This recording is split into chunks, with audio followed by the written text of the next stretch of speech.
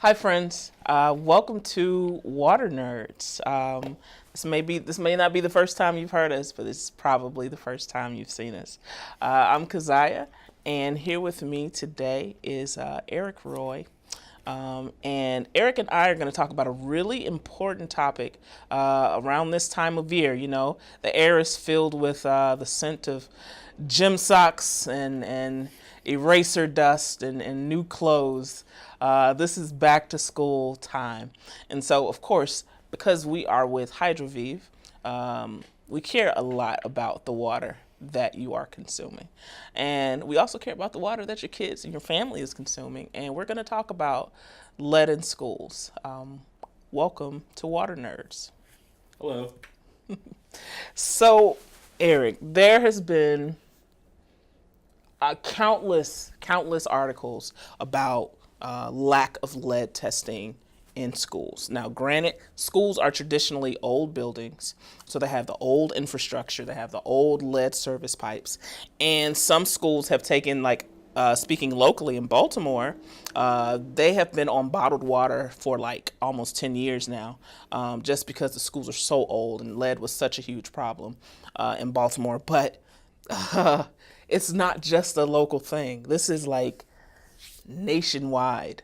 And so, like, the articles that I've seen Anne Arundel County, which is also here in Maryland, Charlotte, Tampa Bay, Montgomery County schools, Harford County. But it's all over. And I think California has free lead testing, and the majority of the schools have not taken advantage of getting their lead tested. Like, of course, the first instinct is to point fingers. Like, what is going on? Yeah, so it's one of those things, right? Like, you kind of nailed it. This is happening all over the place. There's no way around it. Like, there were some stories last year about New York City schools. Right. There were some stories about, some schools in the Chicago area. And, Right. and the reality is, even though we're still seeing all these articles pop up all over the place, you kind of alluded to it. Like, the problem is much bigger. Schools just aren't testing for it. So Right. you can't, like, be aware of a problem unless you're willing to Do something about do it. something to even see if it's a real thing. Right. And most schools just aren't doing that. Right. Even in the case of California, like you said, like, it's free and they're still choosing not to do it, which is, And that's questionable. that's at best, right? Yeah. And so even I think, we hear a lot about like schools, like elementary, middle, and high schools. But one area that we don't hear a lot about is like childcare facilities, like daycare centers. And I think it gets a little tricky there because daycare centers can be in like commercial buildings, but they can also be in people's homes. Yep.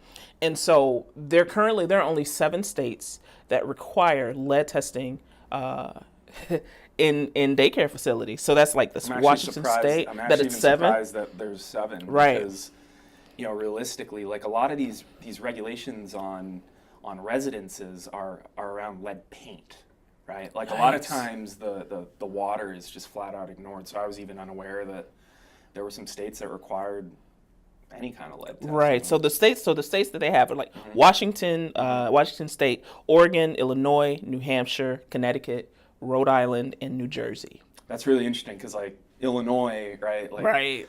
Chicago area schools, right? There was like a superintendent for one of the suburbs that was like, we don't test for lead because there's no requirement for us to do so. But then they're Yikes. applying like those, that same rationale to private businesses. Right. It's like, okay, do what we mean, not what we say. Not what we say. Right. And so it's scary. Like it's super scary.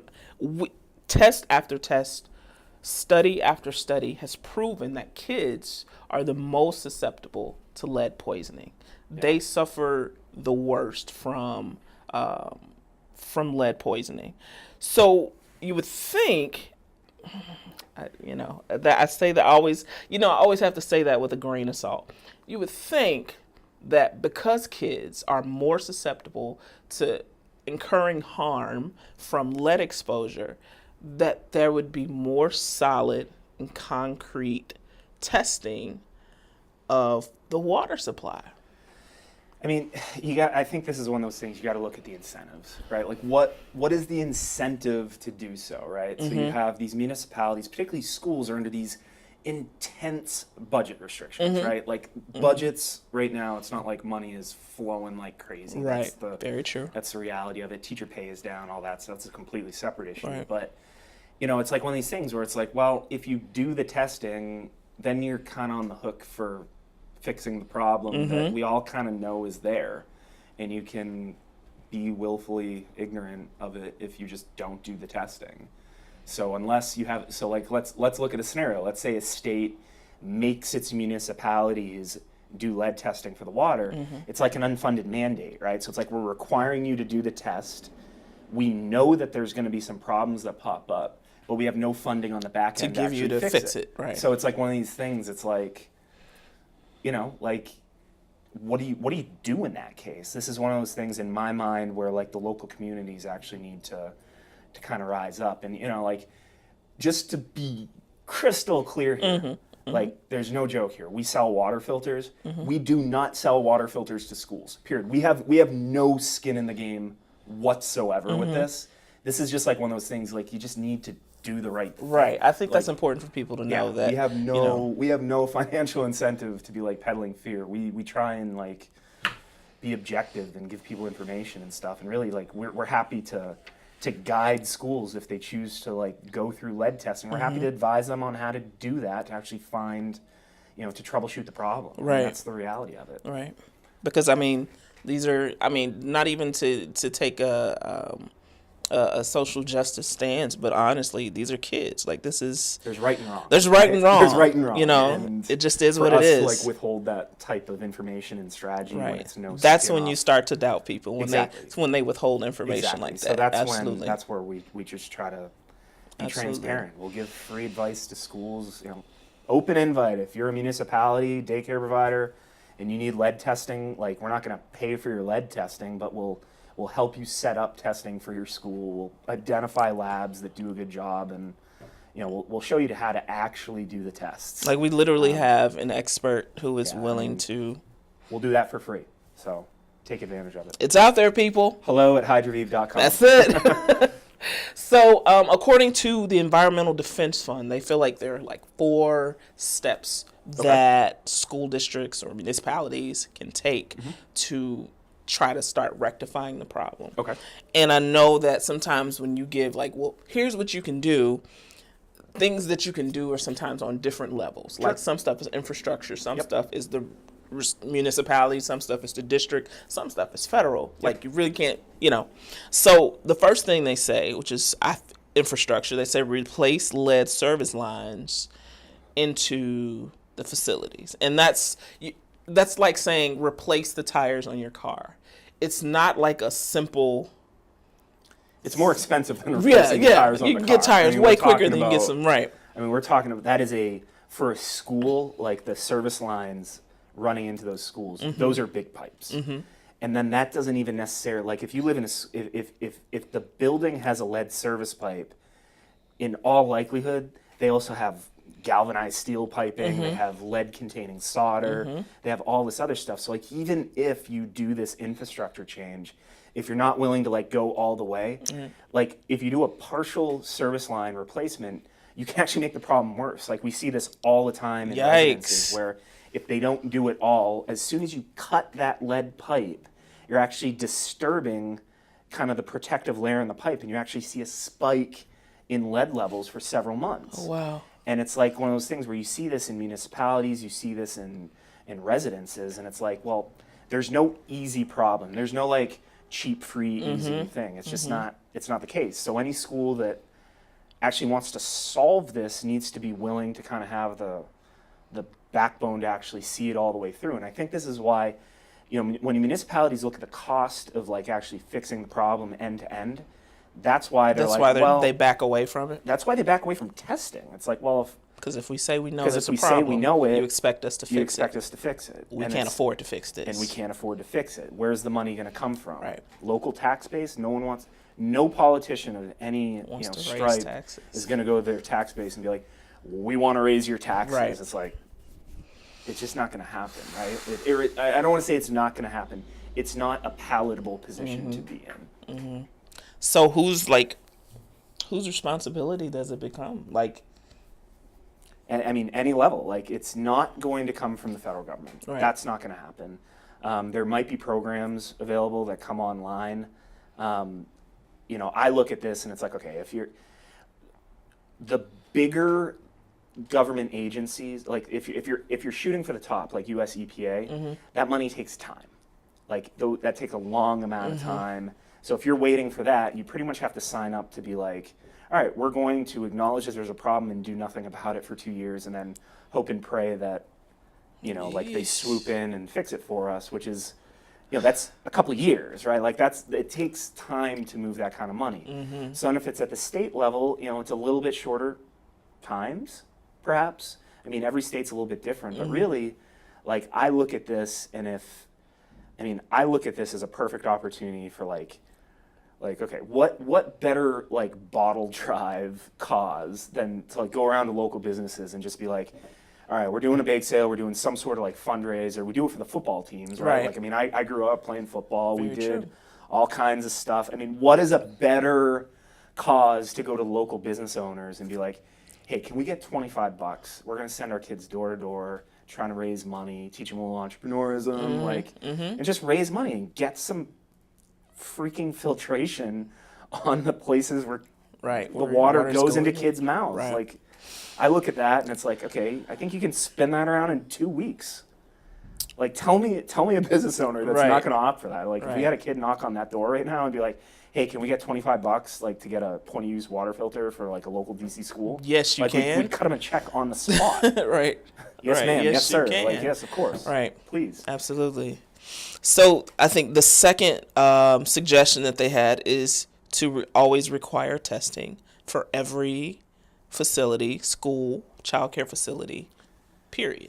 Okay, so where I kind of come in and like roll my eyes a little bit on this is as soon as you set up a protocol for a test, there's ways to get around it, right? So like, again, just as a refresher for people who don't really know this, the way that lead gets into pipes or gets into the water is from the pipes. So if your water is sitting stagnant in lead-containing pipes, it's accumulating lead.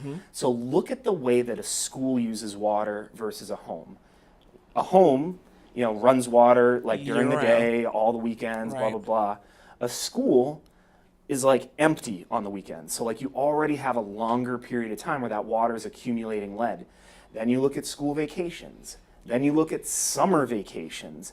And there's just such a, unless you're requiring the testing to happen in the worst case scenarios, like what are you actually testing? Like what like how do you actually quantify this? Like how many water fountains are there at a school? Like I think you can make a pretty reasonable argument where, okay, what's a lead test cost? Like $30-$40 retail, you might be able to wholesale it into something a little bit more. And it's like if you're going to do these tests properly, we always advise at least 5 data points collected at different times running. And if you're doing that, you're already in the couple $100 range. And if you can actually fix the problem for a couple $100, I'd rather have that money go towards fixing the problem than an academic study on like quantifying the problem and kicking the can down the road, right? Like what are we trying to do here? Are we trying to like be whistleblowers, or are we actually trying to like keep lead out of children's mouths? Like I know where my vote is. Right, exactly. And the test, and what's important, we've done water quality assessments of CCRs, just consumer confidence reports, for major cities all over the country. And one of the things that we find is interesting is when they test for certain contaminants, especially lead, they might test 14 homes out of 100,000 in a municipality, and they'll test the ones that they know have little to no, and I can't help but feel like.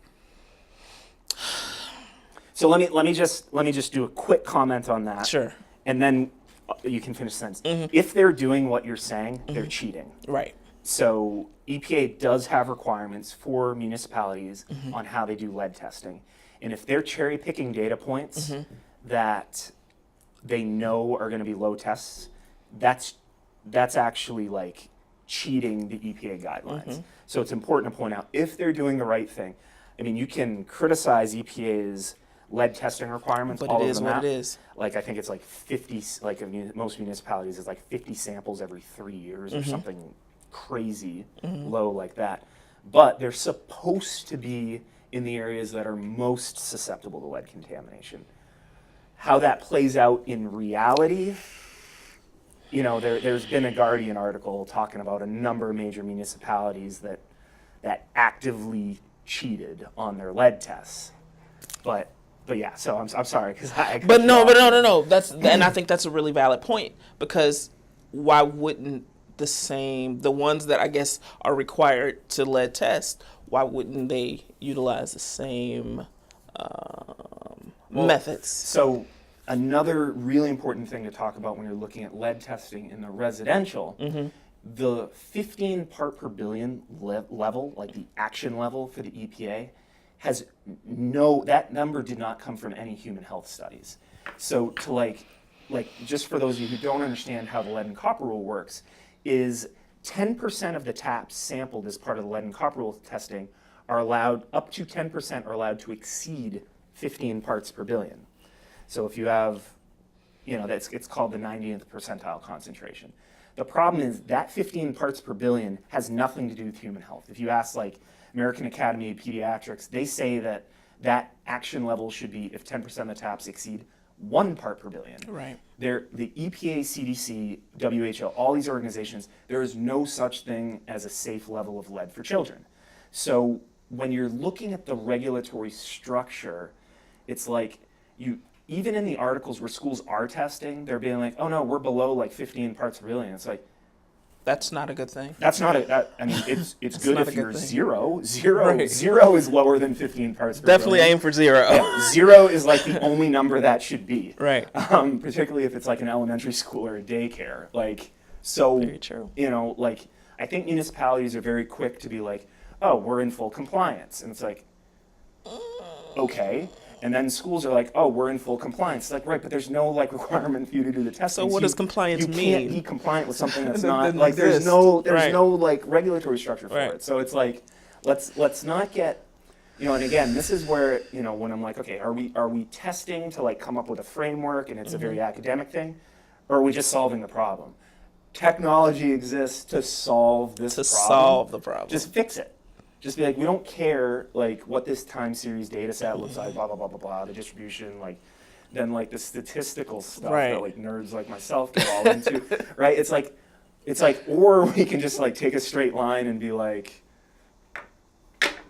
fixed, you know? Like what are we doing here? Yeah, guys, it's absolutely. I mean, Right, there's nothing like- else to say. Like, another and you know, another suggestion that EDF made was set an interim action level of 5 parts per billion when it comes to lead. Look, EDF is a great organization.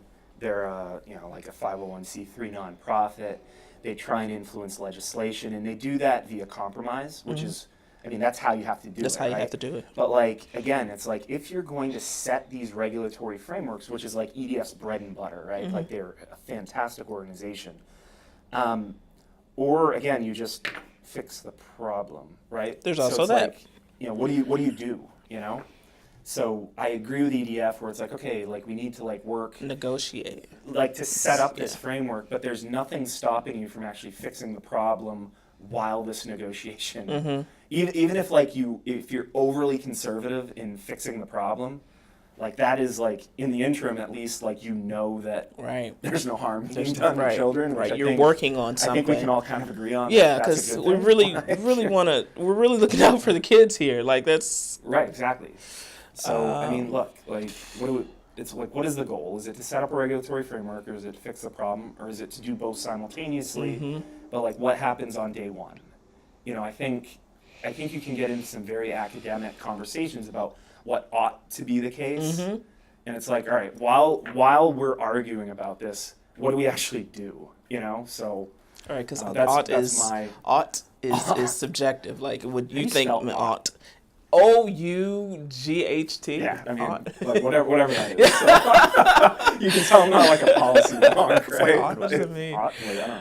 So I guess, we always end our conversations with what can consumers do? What can parents do right now to have some sort of impact on basically the decisions that districts and municipalities make about testing or not testing? So, I mean, in my mind, the biggest holdup right now, the biggest like friction point that municipalities and school districts and everyone is saying is we don't have the money to do it. Right. So if you're asking me what my advice is to local communities is like eliminate that friction point. Go door to door to local businesses, be like, hey, like we're selling, like whatever this fundraising activity looks like, just like raise the money, eliminate those friction points. You don't even need to do it at every like point of use in the school. Again, it's like we're looking for like a now solution that's in the interim. And like if like schools, I've worked in schools, right? It's like if you have it's like, okay, you can shuttle kids to use a couple drinking fountains because that's what we're able to come up with money for. Like, on day one, if it's like you can fix the problem at like 30% of the things, I think that's a pretty good like day one solution, right? Right. So it's like, okay, we raise money for the football team, we raise money for like whatever all this stuff is, like just do it. I think we can all kind of get on board. Raise with, like, money for potable water. Yeah, exactly. Like, you could have people selling T-shirts at football. I don't know what this looks like. I'm a terrible salesman. It's fine. No, we got it. No, it's fine. It's fine. Like, Awesome. Well, Eric, wow. I think we got a lot of good information, a lot of stuff for people to take away. Parents, I know, who are watching, and just consumers who are concerned in general, because I know you've seen a lot of the headlines online about lead in schools, and it's a big deal. It's a big deal. So glad that you tuned into our first not just audio, but can we even still call it a podcast? Like, what do we call it? It's a thing. It's a thing. It's a broadcast. Yeah. That's what it is. Boom. It's a broadcast. I guess the last thing that I'd offer up is, in all seriousness, I think when you're dealing with regulatory issues, there's a lot of things that municipalities and lawyers and anyone can kind of, there's a lot of jargon that they can use to kind of dismiss and downplay the problem, if there is one. And if anyone has any questions about this, reach out to our water nerds. We answer questions for free, and we're not going to sell you water filters. That's not, we're trying to do good things here. And if you just reach out, the way you get us, hydroviv.com is our website. We have live chat there. And if you just want to get an email to a water nerd, it's just hello@hydroviv.com, and we answer emails. And you'll talk to an actual person. Yeah, it's going to be a human being that knows what they're talking about. Right. And if you have any questions at all about jargon or any of this stuff, or even if you're we want to collaborate with these schools. If you're a municipality or a custodian or whatever, reach out. We will help you with this. And we will, it's free advice. This is the type of stuff that when we're consulting for large businesses, we charge a lot for. We'll do it for free for schools. So just hello@hydroviv.com. Thank you guys so much for tuning in. Thank you for listening. And we are Water Nerds. Great. Thanks, Kezia. Thanks, Eric.